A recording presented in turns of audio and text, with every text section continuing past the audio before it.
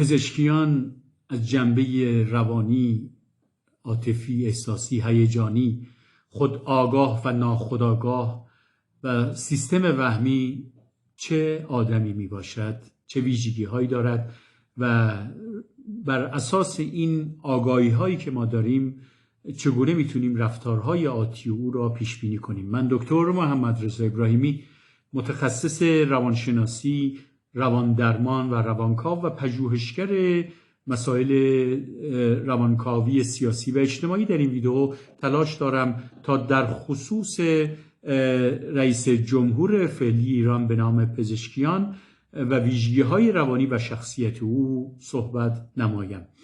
قبل از اینکه به هدف اصلی خودم در این ویدیو بپردازم، مقدمه ای رو لازم می‌دونم که مطرح کنم در خصوص وضعیت سیاسی، اجتماعی و فرهنگی ایران و شرایطی که در آن پزشکیان به قدرت رسید و آنگاه به تحلیل رفتارشناسانه روانکاوانه این شخص بپردازم. همانطور که می‌دانید و آگاه هستید، پزشکیان در یک رقابت ناخواسته وارد گردید، ناخواسته رأی آورد و ناخواسته رئیس جمهور ایران گردید. این نکته ممکنه برای شما جای سوال داشته باشه که چگونه ناخواسته است. من اصلا اسم پزشکیان رو به عنوان رئیس جمهور ناخواسته مطرح میکنم. اکثریتی که پای صندوق ها نیامدند و او رو نمیخواستند، بخشی از هسته قدرت، هسته سخت قدرت، اکثریتش البته اون رو نمیخواست، اصلا قرار نبود او به عنوان رئیس جمهور آینده ایران شود. در واقع جریان دولت قبلی، پایداری ها، جبهه پایداری، افرادی که در مناصب قدرت گماشته شده بودند و تازه منتظر دوره بعدی رئیسی بودند که با مرگ زودهنگام و عجیب او ناکام شده بودند و اکنون باید پست‌ها و سمت‌های خود را ترک می‌کردند. تقریباً ناخواسته بودن پزشکیان بر همه مسجل بود و کمتر کسی احتمال میداد که او تا قبل از البته انتخابات رئیس جمهور گردد. اما با شروع دوره انتخابات و تبلیغات ما دیدیم که چگونه بخش‌هایی از جامعه با هم متحد شدن. اولا مسئله قومیت خیلی مهم است. در استان‌های غربی در حقیقت مادر کرد و پدر ترک در حقیقت اقوام کرد و ترک رو نوعی مقبولیت ایجاد کرد برای در ذهن اونها برای رأی به پزشکیان. تحصیلات وی، همینطور سطح هوش بالای وی، پیشینه او که چندان آلوده نبود، به آلودگی و سیاهی و تباهی گرایش نداشت و لکه سیاهی در آن دیده نمیشد، برخلاف رقبا که هر کدام لکه های سیاهی بر روی قبا و عبای و پیراهنشان وجود داشت و حرفایی که میزد در واقع بخش از جامعه ایرانی را متقاعد کرد. چند میلیون نفری را متقاعد کرد که این مرد داره حرف دل اونها رو میزنه و در واقع اون بخشی از جامعه که به رفرم کلی اعتقادی ندارن، به پارادایم شیفت اعتقادی ندارن و ترجیح میدن به شیوهی مسالمت‌آمیز نوعی تحول و تغییر در ساختار قدرت صورت بگیرد. مجموع اینها باعث شد که این رئیس جمهور ناخواسته اکنون پا بر عرصه قدرت بگذارد و در واقع صندلی ریاست جمهوری را از آن خود کند. او در موجودی است که البته میگم یه ویژگی شخصیتی خاصی داره. من در این ویدیو سعی میکنم به این ویژگی او که خیلی هم مهمه اشاره کنم از لحاظ شخصیت شناسی او، چرا که رفتارهای آتی او رو با توجه به این ویدیو من میتونید شما پیش بینی کنید. دشمنان پزشکیان بسیار زیاد است. شوخی به جا گفتم، همانطور که دشمنان خدا زیاد هستند، دشمنان پزشکیان هم زیاد هستند. در واقع دشمنان او چه کسانی هستند؟ خلاصه اینجا مطرح کنم. یکی سنت گرایان صاحب قدرت، ثروت و مکنت که در طی سالیان طولانی انباشتن ثروت خودشون رو، قدرت خودشون رو بسط دادن و در حلقه قدرت و هسته سخت قدرت هم نفوذی دارن. این گروه به شدت با آمدن پزشکان مخالف بودن، تمام تلاش خودشون رو هم کردن.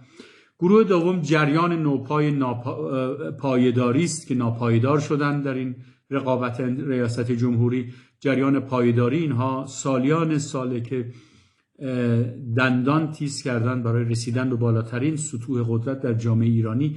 با آمدن رئیسی اینها جان گرفتن، در پناه او قرار گرفتن. رئیسی خودش یکی از حلقه های جریان پایداری بود به خاطر پدرزنش علم الهدا و طبیعتاً نوعی اتصال و کانتکتی ایجاد گردید. خب شخصیت خاصی داشت مرحوم رئیسی، کودکی پر از رنج و دردی داشته، فوت پدرش، ازدواج مجدد مادرش، خواهر برادرهای ناتنی که اون ویدیوهای روانکاوی ناتنی ها رو حتما برید ببینید، چون در خانواده کودکی رئیسی ما چنین پدیده‌ای رو می‌دیدیم.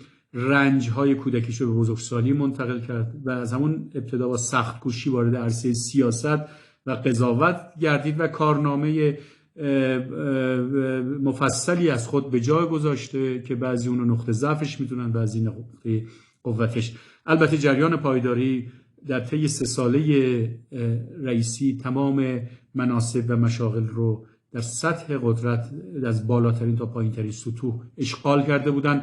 نوعی آمادگی داشتن برای گام بعدی، هجوم بعدی که با درگذشت نابهنگام جناب رئیسی همه مسائل اونها ناتمام ماند و در واقع نوعی ناکامی و محرومیت رو متحمل شدن و ضربه سختی به اونها وارد شد و دولت سایه‌ای که داشت از سایه در می اومد به نظر من دوباره به درون سایه برگشته، اما این دفعه تقریبا با حذف کامل دست و پاهای کسانی که در جایگاه‌های قدرت تثبیت کرده بودن خودشون رو این اتفاق خواهد افتاد. به نظر من نوعی رفرم در سطح سنتگرایی افراطی پایداری ها صورت خواهد گرفت و ساختار سخت قدرت هم کمر به حذف اونها بسته. به نظر من در چند ماهه آینده این هجوم صورت خواهد گرفت و جریان پایداری به نحوی از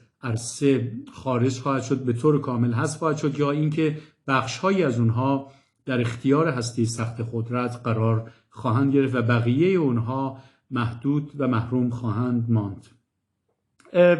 بخشی از هسته اصلی قدرت، هسته سخت قدرت، هم با پزشکیان، البته قسمت اعظمشون، بیشترشون مخالف بودن با انتخاب و ریاست جمهوری پزشکیان، چرا که هدف اونها فردی به نام قالیباف بود.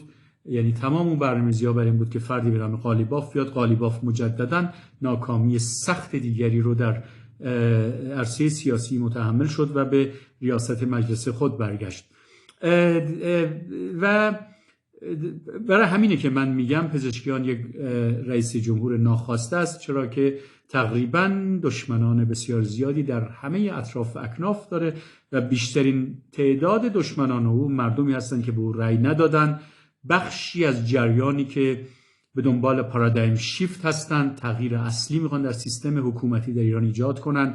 بخشی از اونها نسل زدی ها هستند که به حد اقل ها قانع هستند، حد اقل هایی هم که از اونها محرومن، و طبیعتاً بخش دیگه‌ای هم نظامیان هستند که در فربه شدن در طی سالهای گذشته و آمدن فردی به نام پزشکیان میتواند موقعیت آنها را به خطر بیاندازد، در حالی که قالیباف کاندیدای اصلی آنها محسوب میگردید. جامعه ایرانی الان در چه وضعه؟ کشور ایران در چه وضعی هست؟ تقریبا اقتصاد دچار فروپاشی کامل شده، تورم فاجعه بار و وحشتناک. 20 و چند میلیون نفر گرسنه فقط هستند که به نان شبشان محتاجن، بقیه هم در حال دست و پا زدنند. جامعه‌ای به شدت پرتاب شده به قعر فقر و درماندگی و یأس و گرسنگی. فروپاشی اجتماعی فرهنگی صورت گرفته. در واقع جامعه ایرانی در حال گذار هست. همه جوامع دوره گذار دارن، همه جوامع در حال گذار هستن، اما گاهی وقتا در برهای این جریان شدیدتر میشه. جامعه ایرانی سالهاست که از گذار طبیعی محروم شده. هسته اصلی سخت قدرت برای بقای خود بدترین شیوه رو در پیش گرفته و آن مقابله و مواجهه با هر گونه تغییر و تبدیل. این باعث شده که نیروهای اجتماعی، نیازها، امیال، خواهشها، تمنیات جامعه سرکوب بشه، پس زده بشه، کنار زده بشه و طبیعتاً جریان قدرتمند ایجاد کنه از انرژی که این جریان انرژی به بهانه‌های گوناگون سر باز میکنه و به شکل یک بهمن بزرگی که سالیانی که از کوه داره میاد پایین و اکنون به پایین رسیده و تقریباً 10 تن وزنشه و هر چیزی رو سر راه خودش از بین خواهد برد.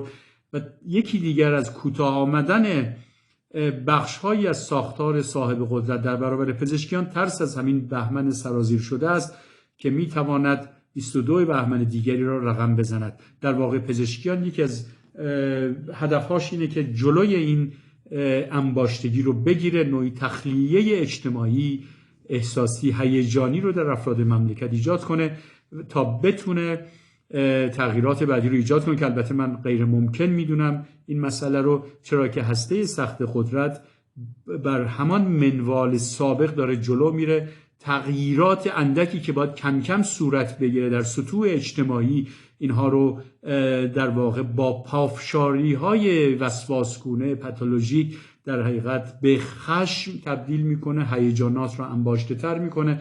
ما با لایه هایی روبرو خواهیم شد در ماه‌ها و سالهای آینده که به سان سیل بنیان برافکنی همه چیز را از سر راه خود برخواهد برداشت. همانطور که گفتم هسته سخت قدرت ناتوان از تغییرات تدریجی و پایکوبیدن وسواسگونه بر همان مواضع دهه 60 خود، دوران طلایی دهه 60 خود، نوعی رگرشن و واپس‌روی رو در پیش گرفته تا با مقاومتی از این طریق این مکانیسم دفاعی بتونه قدرت خود رو حفظ کنه، خودش رو باقی نگه داره. اما واقعیت اینه که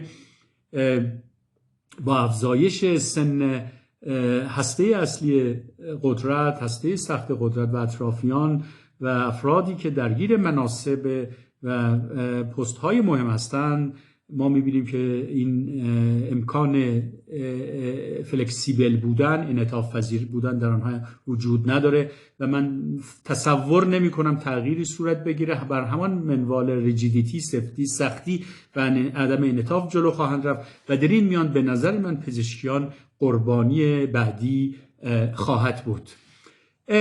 بعد از این مقدمه که لازم بود در اینجا راجع به اون صحبت کنم، شخصیت رفتاری و روانکاوانه پزشکیان چیست؟ من به عنوان روانکاوی که سالیان متمادی در امر شخصیت شناسی کار کردم و شخصیت‌های زیادی رو آنالیز کردم. ویدیوهای من اگر سرچ کنید در یوتیوب، در آپارات، در کانال‌های تلگرامی و در اینستاگرام من میتونید این ویدیوها رو نگاه کنید. افراد رو تقریبا کسی از دست من در امان نمانده است و افراد زیادی هم تو نوبت هستن تا شخصیت اونها رو آنالیز کنم.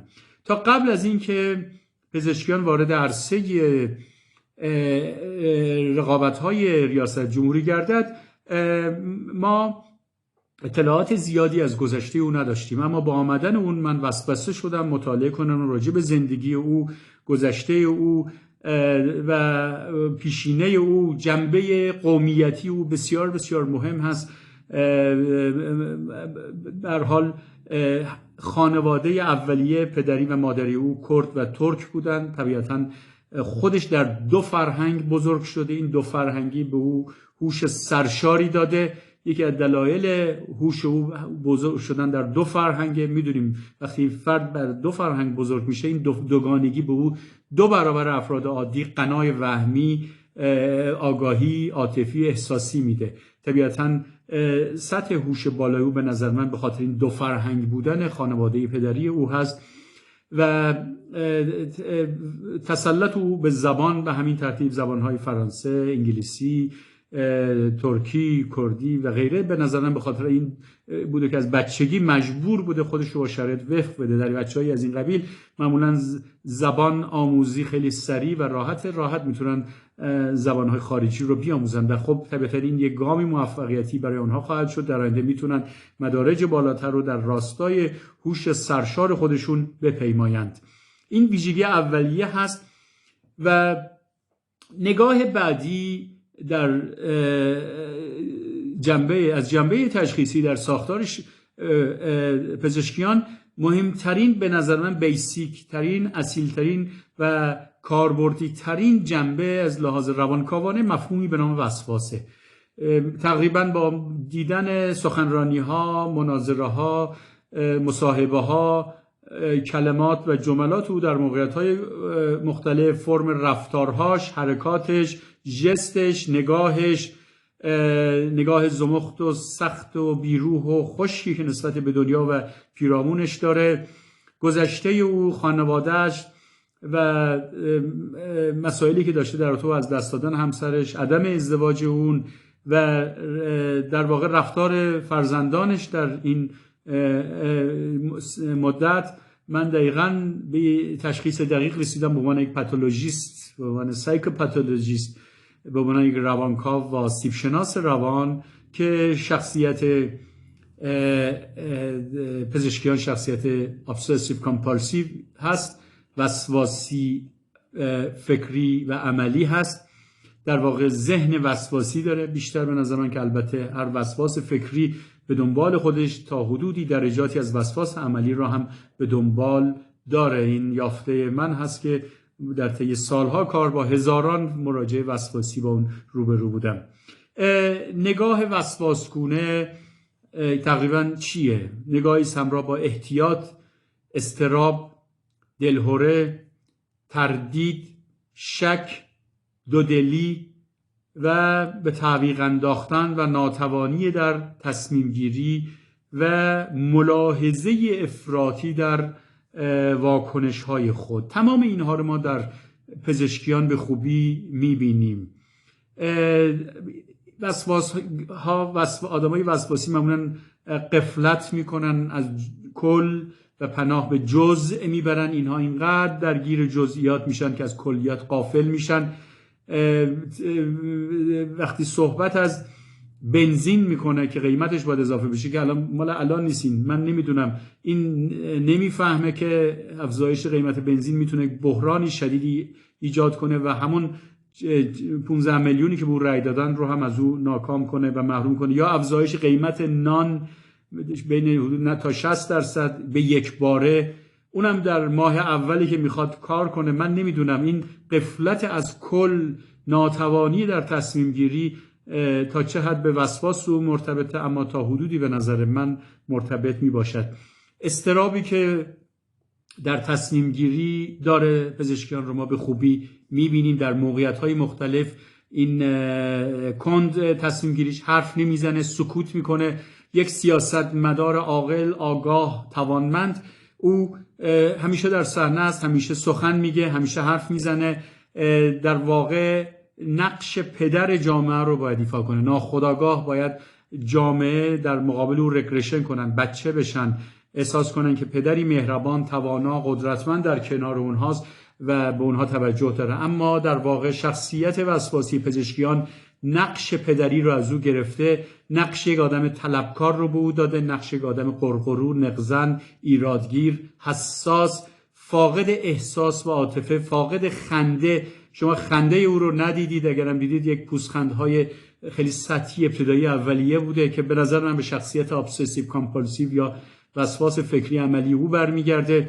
و طبیعتا این آدم نمیتونه یک جنبه کاریزماتیک به خودش بگیره. وسواسی ها نمیتونن کاریزماتیک بشن، بخصوص در جامعه ایرانی که از کاریزماها به شدت آسیب دیدن و لطمه خوردن و به راحتی هر الگویی رو به عنوان کاریزما دیگه نمیپذیرن، قبول نمیکنن، بلکه خشم خودشون رو بر روی اونها خالی میکنن، اونها رو ناکام و نامراد میگذارن. و تمایل او به نمایشگری وسواسگونه رو ما میبینیم. این نکته بسیار مهمی هست. تسلط خودش رو به نهج البلاغه میدیدیم با حرکات نمایشی که نامفهوم هم بود و خیلی ها میگفتن غلطه. تو دستور زبان هم داره، تو کلمات عربی که میگه، و در واقع نوعی پناه به مقدسات در رو دیده میشه. در حقیقت نوعی مکانیسم دفاعی، میخواد در برابر افرادی که جد در جد عرب بودن بخواد با اونها عرض اندام کنه، رقابت کنه و اونها رو شکست بده با نمایش زبان عربی خودش، هرچند قابل تقدیر این کارش، اینکه اینقدر هوشمندانه داره عمل میکنه که رقبا رو با سلاح خودشون از پا در می آورد و نمیذاره که به بود برچسب یا انگ ضدیت با دین یا مقدسات بزنن، چیزی که جریانات سنتی در آن استاد و متبحر هستند و در تکفیر کردن، در کوبیدن، له کردن و بهانه‌جویی دست همه را از پشت بستن. و نهایتاً کناره‌جویی او هست. شخصیت وسواسی او و اضطراب و دلهره‌ای که در او هست او رو در مواجهه با جمع دچار لکنت و اضطراب میکنه. طبیعتاً ما دیدیم تو سخنرانی‌های خودش در موارد زیادی این حتی از روی نوشته سخت بود براش. صرفاً اگر نظم فکری او به هم بریزه دچار آشفتگی فکری میشه. مثل همه وسواسی‌های دیگه اون رشته کلام رو از دست میده، تمرکز و تسلط او بر موضوع از بین میره. این ویژگی که ما در پزشکیان میبینیم و من امیدوارم پزشکیان بیاد من باش 50 جلسه کار کنم. من میتونم وسواس او رو درمان کنم، شخصیت او رو تغییر کنم، اونو آگاه کنم به ویژگی های شخصیتی، روانی و ساختار و سیستم وهمی و ناخودآگاهش و به او یاد بدم که چگونه با رقبای خودش مواجه بشه، رو در رو بشه و بدون هزینه زیاد بتونه به اهداف خودش دسترسی پیدا کنه. ویژگی مهمی که ما در افراد وسواسی میبینیم ساجستابیلیتی هست یا تلقین پذیری و اطاعت در برابر مراجع بالای قدرت. این نکته بسیار بسیار مهم است. شما افراد وسواسی را اگه در ادارتون، محل کارتون، اطراف دیده باشید میبینید که اینا نسبت به زیردستان فوق العاده خشن هستن، خشونت نشون میدن و به اونها ظلم میکنن، اما در برابر بالادستان تا کمر خم میشن. اینقدر خم میشن که شما از پشت سر میتونید از لای پاهاشون نوک بینیشون رو ببینید. این برای مزاح گفتم این مسئله رو. این واقعیت است که ما در پزشکیان داریم میبینیم. اینجا تیغ تیز جراحی روانکاوانه من ممکنه برای او اگر این ویدئوی منو گوش بده ممکنه ناخوشایند باشه، اما به جای اینکه ناخوشایند باشه بهتره بیاموزه، یاد بگیره، حرفای من رو به عنوان سند در نظر بگیره و تلاش کنه تا روی ساختار ابسسیو، وسواسگونه و اضطراب و دلهوری که در وجود خودش داره کار کنه. در غیر این صورت سرنوشت شومی منتظر او خواهد بود. این وسواس او بزرگترین نقطه ضعف او هست و او رو به سرعت بر زمین خواهد زد، چرا که در موقعیت‌های حساسی که یک سیاستمدار توانمند باید مقابله و مواجهه کنه این دچار انفعال، گریز و کناره‌جویی میگرده. این تلقین پذیری و اطاعت در برابر قدرت مثل جبهه‌های دیگه، پایداریچی‌ها، مخالفان و غیره میتونه به عنوان بزرگترین نقطه ضعف پزشکیان در نظر گرفته بشه. این تزلزل در مواجهه و رودررویی و مقابله و فرار از پاسخگویی به عنوان یکی از مشخصه‌های اصلی شخصیتی و روانی و رفتاری و البته همانطور که گفتم جلوه ناخودآگاهی پزشکیان است و نیاز به تصحیح و جراحی و تغییر داره. این نکته مفهومی دیگه از سطح اسرتیونس بودن او هست. در روانکاوی ما اصطلاحی داریم تحت عنوان ابراز وجود.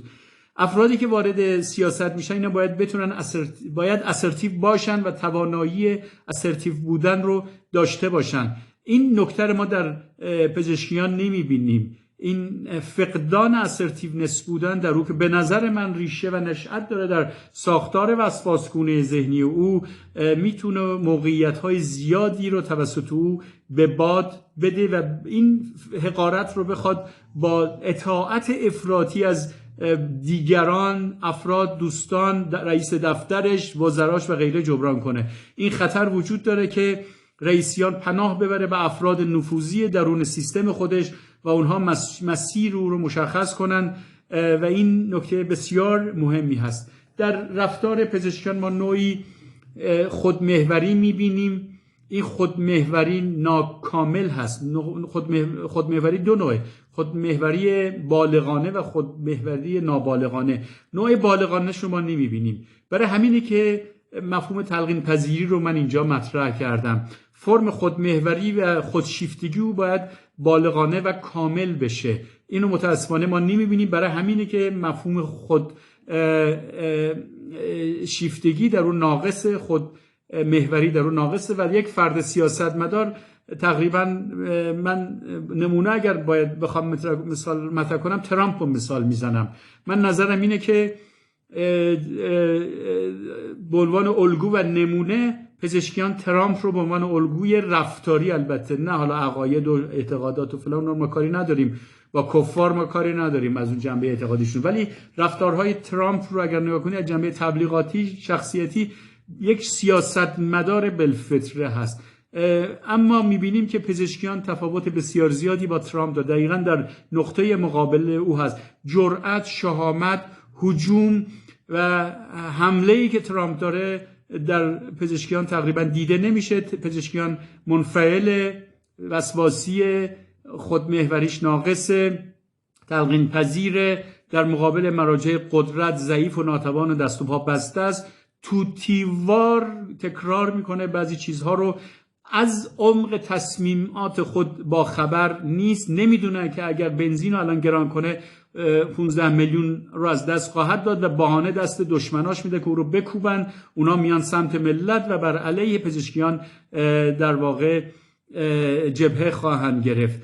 گرگ ها میان سمت گوسفندها و با هم همدست میشن بر علیه چوپان. این نکته بسیار مهمی هست که از جنبه روانکاوانه و آسیب شناسه در رفتار پزشکیان باید بهش توجه کنه. نکته مهم دیگه، پناه به افراد شبیه خود. متاسفانه اون شورای راهبردی که ظریف تشکیل داده بود نتونست وظیفه خودشو انجام بده. اون گروهی که تشکیل شدن تا وزرا رو انتخاب کنن، ما دیدیم که افراد خوبی رو هم انتخاب کردن، اما پزشکیان اومد افرادی رو دستچین کرد که تقریبا شبیه خودشن. در حقیقت ما فرافکنی میبینیم در رفتارهای پزشکیان. کسانی رو انتخاب کرد که مراجع قدرت به او دستور داده بودند و مشورت کرده بود و همینطور با ملاحظه احتیاط وسواسگونه افراطی اونا رو انتخاب کرد. افرادی رو انتخاب کرد که در واقع هم به میخ میزنن هم به نل میزنن و به نظر من افراد خنثایی رو پیدا کرده. افراد قدرتمندی در تیم او نیستن، افرادی هستن که هم از آخر میخورن هم از توبره و طبیعتا این مشکل برای پزشکیان ایجاد خواهد کرد، چرا که اهداف او امکان وصول و رسیدن را پیدا نخواهند کرد. این نکته بسیار مهمی است. مثلا انتخاب فردی به نام عارف با آن همه گذشته سیاه و تاریک و داستان ژن خوب پسرش و منفوریتی که داشت، من نمیدونم، من خودم به شخص آقای عارف احترام میذارم اما از جنبه اجتماعی شخصیت منفوری هست. چطور شد که اومد اینو انتخاب کرد؟ یا افراد فسیل، افراد درگیر، افراد بدون کلیه اصطلاح حالا محترمانش، افرادی که صدای اینها رو کسی نشنیده تا حالا، افرادی که همیشه رأی ممتنع میدادن. انتخاب اینها در ساختار قدرت به عنوان وزیر و معاون و غیره به نظر من احمقانه ترین کاری که اتفاق افتاده توسط پزشکیان و این افراد نه تنها معجزه‌ای نخواهند کرد، شفایی نخواهند داد، بلکه بر درد و رنج جامعه هم خواهند افزود و بهانه دست رقبا و گرگ‌هایی میده که تو سایه رفتن و منتظرن تا حنجره پزشکیان و عوامل او را بدرند. من این مسئله وسواس گونه بودن پزشکیان در واقع مشکلی دیگه هم برای او ایجاد میکنه. وسواسیان نمیتونن پیش بینی کنن، از درک آینده ناتوانند. اونها گیر کردن توی گذشته خودشون و در زمان حال گذشته وسواسگونه رنجها، دردها و زخمهاشون رو بازسازی میکنن. درسته که پزشکیان آدم باهوشیه اما قدرت پیش بینی نداره، عمیق نگاه نمیکنه. این چیزی که ما تو همه وسواسی ها میبینیم، رفتارشون عمق نداره، سطحی، ابتدایی، اولیه و درگیری بیش از حد با جزئیات فعلیه. تمام انرژی روانی و رفتاری اونا صرف میشه و اینها قادر به اینکه راهبردهایی رو برای آینده خودشون ایجاد کنند یا بیاندیشند رو نخواهند داشت. حالا در سطوح خانواده این آسیب‌ها وجود داره، چه رسه در سطح بالا در یک ساختار وسواسگونه که جامعه‌ای رو به فنا و فاک خواهد داد.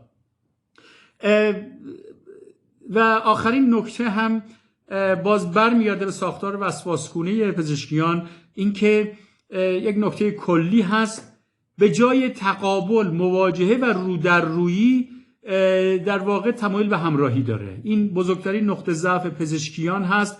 من اینجا صادقانه به عنوان روانکاوی که کار من اینه، من یک جراح روان هستم، 30 سال کار کردم در این زمینه، 10,000 مراجعه داشتم و 10,000 جلسه روان درمانی و روانکاوی با رویکرد سخت و دشوار پیچیده روانکاوی داشتم. کار من این هست در واقع پناه به همراهی، مسالمت جویی و غیره. سرنوشت خاتمی رو برای پزشکیان رقم خواهد زد، اما خاتمی یک روحانی بود در یک ساختار ایدئولوژیک دینی، اما پزشکیان این شانس رو نداره. به نظر من در صورت عدم تغییر در رفتارهای پزشکیان ما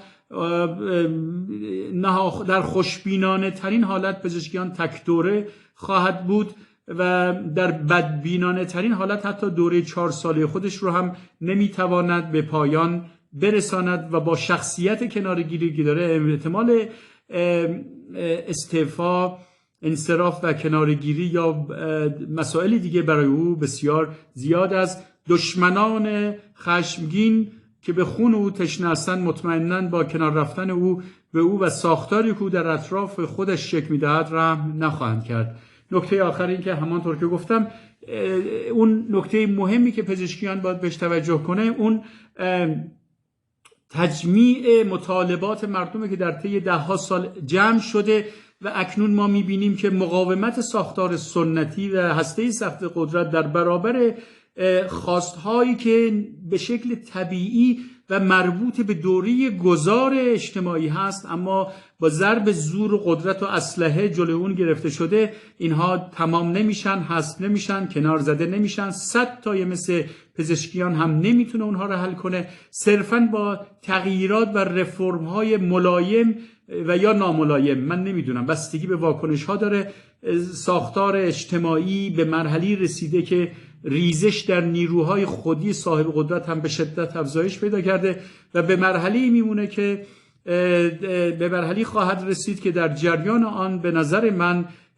صرفاً یک ساختار توتالیتر متکی به امان عوامل درونی اون، پیرامونی اون خواهد ماند. اون چیزی که در رومانی و در حکایت چاوشسکو ما دیدیم، دقیقاً ما میتونیم وضعیت ایران رو با دوران رومانی دیکتاتوری چاوشسکو مقایسه کنیم که تا آخرین لحظات ساختار در مقابل تغییر مقاومت کرد و بعد از آن ما دیدیم که ظرف 1 ربع همه چیز تغییر کرد و در یک دادگاه صحرایی چاوشسکو و همسرش در جلوی دوربین ها اعدام شدن. فیلمش رو اگه میتونید برید پیدا کنید حتما صحنه اعدام چاوشسکو رو میتونید ببینید و بهش توجه کنید. از جنبه روانکاوانه هم جای دقت داره که دچار ناباوری بود در لحظه‌ای که می‌خواست اعدام بشه. زنش خودش اصلا گیج بودن، دستور میدادن یا فرمان میدادن، تصور می‌کردن که همون آدمای سابق هستن، اما جریانات اجتماعی و تحولات اجتماعی و جریانات مرتبط با پارادایم شیفت به هیچ کس رحم نخواهد کرد، تر و خشک رو با هم گاهی خواهد سوزاند